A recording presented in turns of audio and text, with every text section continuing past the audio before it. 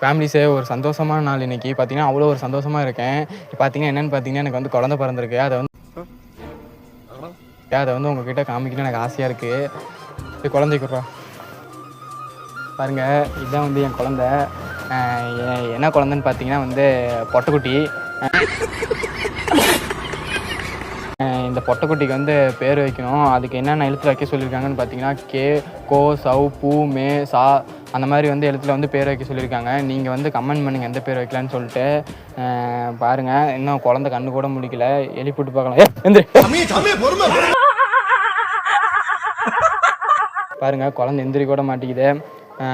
பிள்ளை இதெல்லாம் பெற்று போட்டு அப்படி